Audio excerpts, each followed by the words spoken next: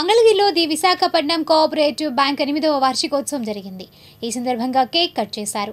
ఈ కార్యక్రమంలో zonal manager NSR మూర్తి, director Koteswararao, CP నియోజకవర్గ కార్యదర్శి చిని తిరుపతయ్య, పెన్షనర్స్ అసోసియేషన్ అసోసియేట్ అధ్యక్షులు బాపనపల్లి వీరాంజనేయులు, మేనేజర్ రవిశంకర్ తదితరులు పాల్గొన్నారు. అనంతరం వారు మాట్లాడారు. నా పేరు Koteswararao, the Visakha cooperative bank one of the డైరెక్టర్గా ఉన్నాను. ఈ రోజున భారతదేశ సహకార వ్యవస్థలో ప్రత్యేకమైనటువంటి స్థాయిలో నిలిచినటువంటి the Visakha cooperative bank Mangalagiri branch 8వ వార్షికోత్సవ సభ ఇక్కడ విజయవంతంగా జరిగింది. దీనికి అనేక మంది షేర్ హోల్డర్స్ హాజరైనందుకు ఈ ప్రాంత ప్రజలకి, సభ్యులకి అందరికీ కూడా ది విశాఖ కోఆపరేటివ్ బ్యాంక్ పాలకవర్గం తరపున ప్రత్యేకమైన శుభాకాంక్షలు తెలియజేస్తా.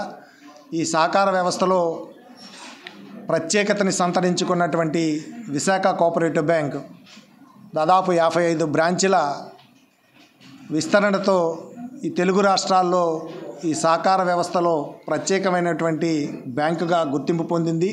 అదేవిధంగా దేశంలోని 1500 సహకార బ్యాంకుల్లో ఈ మొదటి ఆర్బీఐ విడుదల చేసినటువంటి నివేదిక ప్రకారం వివిధ అంశాల్లో మొదటి 15 బ్యాంకుల్లో విశాఖ కోఆపరేటివ్ బ్యాంకు నిలవటం అనేది ఈ బ్యాంకు ప్రగతికి, ఈ పాలకవర్గం యొక్క పటిష్ట నిర్ణయాలకి ఇది కీలకంగా నిలుస్తుంది.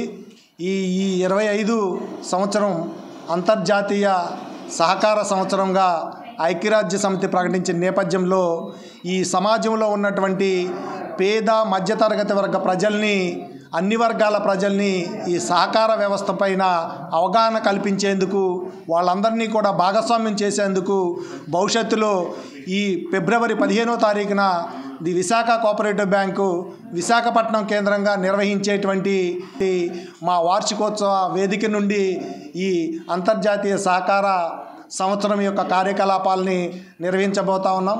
పేద మధ్యతరగతి వర్గ ప్రజలకి అతి తక్కువ వడ్డీకి రుణ సదుపాయం కానీ, వృద్ధులకు కానీ ఇతరులకు కానీ డిపాజిట్ల మీద అత్యధిక వడ్డీ ఇస్తున్నటువంటి ది విశాఖ కోఆపరేటివ్ బ్యాంకుని ఈ ప్రాంత ప్రజలు ఉపయోగించుకోవాలని, అదేవిధంగా ఈ బ్యాంకులో ప్రతి ఒక్కరూ కూడా సభ్యులుగా చేరి ఈ సహకార వ్యవస్థలోని ఒక ప్రత్యేకమైనటువంటి స్కీముల ద్వారా ఈ సభ్యుల అభివృద్ధికి, సమాజ అభివృద్ధికి ఉపయోగపడుతున్నటువంటి విశాఖ కోఆపరేటివ్ బ్యాంకుని